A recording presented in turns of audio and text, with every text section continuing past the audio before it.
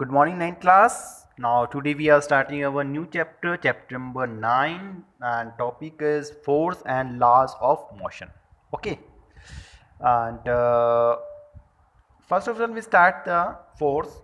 There are two types of force, that is the balanced force and the unbalanced force. और force तो आपने जो है अपनी क्लास में पढ़ा है। अगर फोर्स की डेफिनेशन बोलेंगे पुश एंड पुल, कि अगर हम किसी चीज़ को पुश करते हैं या किसी चीज़ को हम पुल करते हैं तो वो चीज़ मोशन में है तो रुक जाती है, और अगर वो रेस्ट में है तो वो मूव करना शुरू कर देती है। तो ये हमारा जो है फोर्स था। लेकिन हम कई बार देखते हैं कुछ हैवी चीज़ है और हम उसके ऊपर फोर्स लगाते हैं तो वो मूव नहीं करती है, राइट। लेकिन हम तो फोर्स लगा रहे हैं, लेकिन फोर्स अगर उसके ऊपर फोर्स लग भी रहा है लेकिन वो अपनी जगह से नहीं हिलता। कोई हैवी अगर आपके पास स्टोन है, जैसे हम उसको जो है फुल ताकत से हम उसको जो है अपनी पूरी पावर उसके ऊपर लगा रहे हैं, पूरा फोर्स हम उसके ऊपर लगा रहे हैं, लेकिन वो अपनी जगह से नहीं हिल पा रहा है, राइट। क्यों नहीं हिल पा रहा? फोर्स हम लगा रहे हैं, राइट। अब यहाँ पे आता है कि क्या जो फोर्स है, हमारी फोर्स जो हम उस स्टोन के ऊपर लगाई जा रही है, क्या वो किसी दूसरी फोर्स से बैलेंस तो नहीं हो रही है? कहने का मेरा मतलब है कि अगर मान लो आपने जो है टग ऑफ वॉर जैसे देखा है, रस्सा कस्सिया खेल जिसे हम कहते हैं, उसमें हम जो है दो टीम होती है। एक तरफ जो है दूसरी टीम के बच्चे होते हैं, हमारी तरफ हमारी टीम के बच्चे होते हैं। हम रस्से को खींचते हैं, और अगर दोनों तरफ से फोर्स बराबर लग रही है तो रस्सा जो है हिलता नहीं है। लेकिन अगर एक भी टीम हल्की सी कमज़ोर हो जाए तो जो है रस्सा दूसरी टीम की तरफ खिंच जाता है। मतलब कहने का मतलब ये है कि फोर्स जो है वो बैलेंस या अनबैलेंस होती है। अगर किसी भी चीज़ पे फोर्स बैलेंस लग रही है तो वो चीज़ जो है अपनी जगह से, या कोई भी ऑब्जेक्ट है वो अपनी जगह से मूव नहीं करता, वो नहीं हिलता, क्योंकि उसका फोर्स जो लगा हुआ फोर्स है वो बैलेंस हो रहा है। रिजल्टेंट फोर्स जो उसके ऊपर एक्ट हो रहा है that is zero. The force are called the balance force. ऐसी कंडीशन में फोर्स हमारा बैलेंस हो जाता है। जैसे हम इस पिक्चर में देख रहे हैं, एक वुडन बॉक्स लगा हुआ है, एक तरफ से एक्स फोर्स लग रहा है, दूसरी तरफ से वाई फोर्स लग रहा है। दोनों ही फोर्स जब एक दूसरे को बैलेंस कर देते हैं तो वुडन बॉक्स जो है वो नहीं हिलेगा, that is the balance force. अगर एक फोर्स कम हो जाए, जैसे रस्साकसी मैंने बताया, एक टीम कमजोर हो जाए तो दूसरी टीम उसको खींच लेती है, that is called the unbalance force. If the resultant of all the force acting on a body is not zero, the force is called the unbalanced force. When unbalanced force act on a body, they produce a change in state of rest or uniform motion.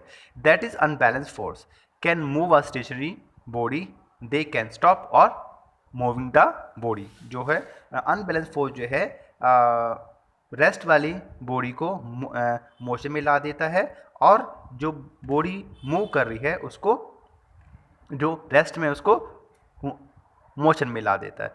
तो इस तरह से जो है balance और unbalance force जो है वो काम करती है। इसी वजह से जो है हमारे पास वर्क होता है अगर अनबैलेंस फोर्स लगती है तो, ठीक है।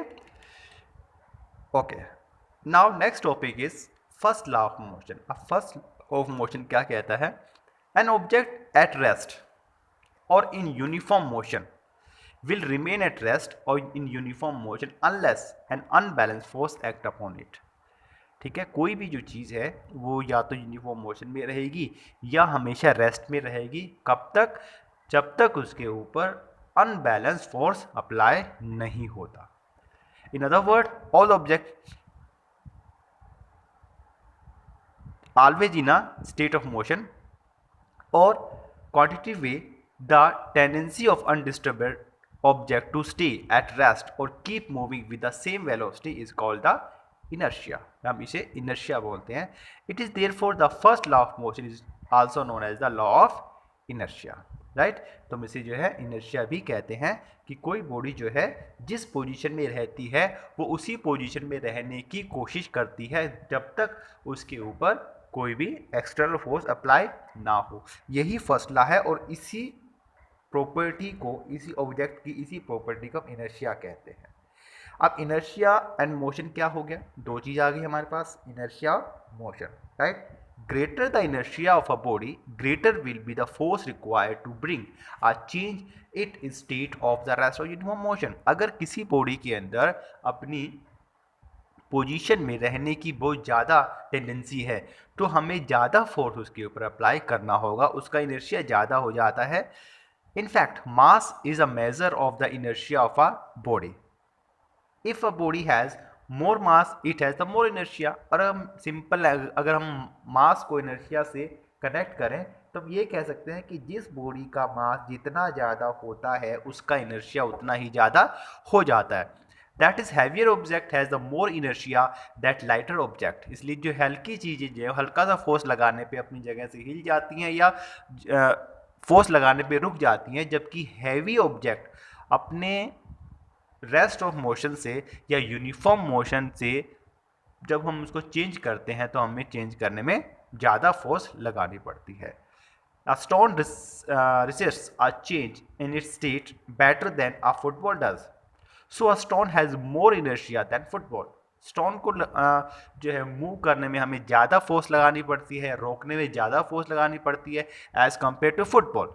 तो स्टोन का इनर्शिया जो है वो ज़्यादा होता है एज़ कम्पेयर टू फुटबॉल. ऐसे क्रिकेट बॉल है, रबड़ बॉल है, बहुत सारे एग्जाम्पल हैं जिसके लिए हम करते हैं. अब डेली लाइफ में अगर हम इनर्शिया के जो है एग्जाम्पल की बात करें तो अगर हम एक ग्लास लें और ग्लास के ऊपर कार्डबोर्ड रखें और कार्डबोर्ड के ऊपर कॉइन, और अब हम देखते हैं कि हमारा जो कार्डबोर्ड है और कॉइन दोनों ही रेस्ट में हैं और दोनों ही रेस्ट में रहने की कोशिश करते हैं, राइट. और सडनली अगर हम कार्डबोर्ड को स्ट्राइक करें अपनी फिंगर से, जैसे हम कैरम बोर्ड की जो स्ट्राइकर होता है उससे स्ट्राइक करते हैं, अचानक हम क्या देखते हैं कि अचानक हमने जोर से मारा कार्डबोर्ड पे तो कार्डबोर्ड जो है वो ग्लास पे से हट जाएगा, लेकिन कॉइन जो है वो वहीं की वहीं रहेगा और ग्लास के अंदर चला जाएगा. कहने का मतलब क्या हुआ कि कॉइन जो है उसमें इनर्शिया था और वो अपनी रेस्ट पोजीशन में रहना चाहता था, जिसकी वजह से वो आगे नहीं गया.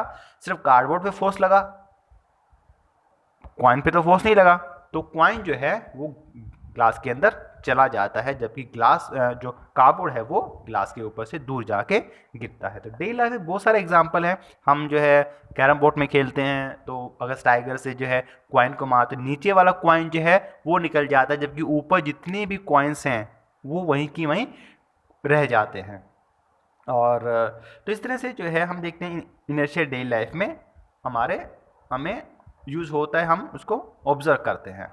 तो inertia divided into 3 types. Inertia हमारा 3 टाइप का हो जाता है. एक तो inertia of rest, inertia of motion और इनर्शिया ऑफ डायरेक्शन. कैसे? अगर हम बात करें इनर्शिया ऑफ रेस्ट की, हम आराम से बैठे हैं किसी बस में या ट्रेन में और अचानक बस चल जाए, ट्रेन चल जाए, हम देखते हैं कि हम क्या होता है पीछे की तरफ जाते हैं. हमें एकदम पीछे की तरफ जो है हम जाते हैं, हमारी अपर बॉडी. क्यों? क्या हुआ कि हमारी जो नीचे वाली बॉडी है, लोअर पार्ट है, वो बस या ट्रेन के साथ अटैच में है. जैसे ही बस चलती है हमारा नीचे वाला पार्ट बस के साथ मूव कर जाता है, जबकि ऊपर वाला पार्ट जो है रेस्ट में रहने की कोशिश करता है. That is the inertia. और इस वजह से हम पीछे की तरफ गिर जाते हैं. ऐसे जब ब्रेक लगता है तो हम आगे की तरफ गिरते हैं, राइट. तो ये था हमारा इनर्शिया ऑफ रेस्ट. अगर हम बात करें इनर्शिया ऑफ मोशन की, जो मैंने अभी बताया कि जैसे ही ब्रेक लगते हैं तो हम आगे की तरफ गिर जाते हैं, क्योंकि हमारा अब क्या हुआ कि नीचे वाला पार्ट जो है वो ब्रेक के साथ या गाड़ी के साथ रुक जाता है, जबकि ऊपर वाला पार्ट जो है वो मोशन में रहने की कोशिश करता है ड्यू टू इनर्शिया. तो इस वजह से हम आगे जाके गिर जाते हैं. इनर्शिया ऑफ डायरेक्शन क्या है? The tendency of body oppose any change in direction. कि बॉडी जब किसी भी डायरेक्शन में चेंज करने के लिए तैयार नहीं है या उसको जो है अपोज करती है, that is called the inertia of direction. Example कि when a fast moving bus negotiating a curve on a road, passenger falls towards the centre of the curve of the road. अगर हम जो है मान लो कि बस के अंदर बैठे हुए हैं और अचानक से बस मुड़ जाए, तो हम जो है जिस तरफ बस मुड़ती है उसके अपोजिट साइड में झुक जाते हैं या गिर जाते हैं. तो यही जो है हमारा इनर्शिया ऑफ डायरेक्शन है.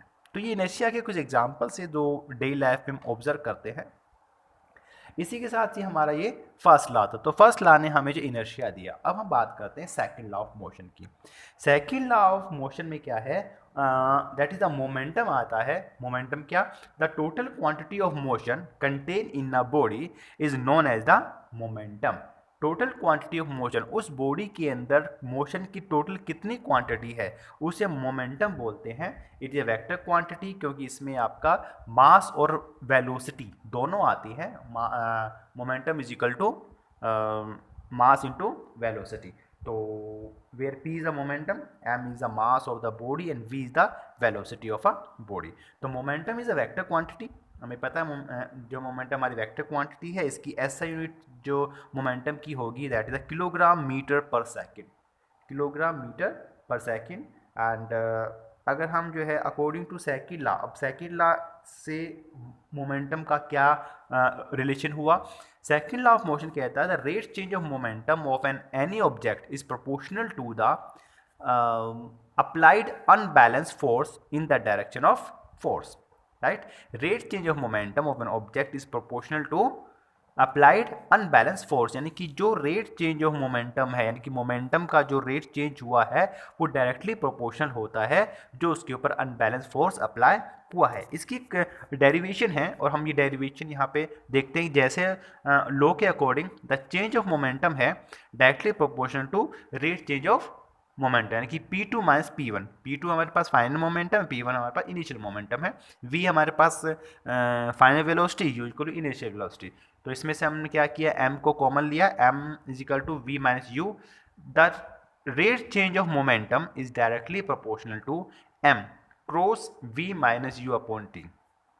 ठीक है, और F को अगर हम जो डायरेक्ट प्रोपोर्शनल है उसको हम K कॉन्स्टेंट ले लें तो K is equal to M V minus U upon T. हमें पता है कि V minus U change in velocity equal to acceleration होता है, दैट इज ma। तो K इज इक्वल टू हमारे पास हो जाएगा K ma, और K को अगर हम 1 मान लें, let K is equal to 1, तो हमारे पास F इज इक्वल टू हो जाता है ma, यानी कि force equal to mass multiply acceleration. यहाँ से हमें जो है फोर्स का फार्मूला मिल गया है। अगर हमें किसी चीज़ का जो है फोर्स निकालनी है, कितनी फोर्स के ऊपर अप्लाई हो रही है, तो हम क्या करेंगे, मास इनटू एक्सीलरेशन से मल्टीप्लाई कर देंगे और हमें जो है फोर्स फाइंड आउट हो जाएगी। एप्लीकेशन क्या है न्यूटन सेकंड लॉ की एप्लीकेशन यही है कि अगर हम देखते हैं कि कोई भी क्रिकेटर जो है अगर बॉल को कैच करता है तो वो क्या करता है, बॉल के साथ साथ अपने हाथ को भी पीछे ले जाता है। यानी उसने क्या किया कि टाइम को इंक्रीज़ कर दिया बॉल पकड़ने के लिए, जिससे ये हुआ कि उसको जो है हाथ में चोट नहीं लगती, मोमेंटम जो है वो धीरे धीरे कम हो जाता है। अगर कोई नॉर्मल इंसान है वो बॉल को अगर कैच करता है तो वो अपने हाथों को अपने आगे लगा लेता है, जिसके कारण बॉल जो है उसके हाथ में बहुत तेज आके लगती है। तो टाइम जो है, टाइम का भी जो है मोमेंटम, चेंज ऑफ मोमेंटम पर काफ़ी इफ़ेक्ट होता है। राइट, तो इस तरह से हम देखते हैं कि momentum is the second law of motion में मोमेंटम आया कि change of momentum is directly proportional to force. This is the second law of the motion. ये हमारा मोशन का सेकंड लॉ था। राइट, ठीक है, तो आज की क्लास में हम इतना ही करेंगे। नेक्स्ट हमारा जो होगा वो हम अगली क्लास में करेंगे। आप लेसन को रीड करें अच्छे से और इसको पढ़ें और समझें जो आज हमने अपनी क्लास में किया है। Have a nice day, bye.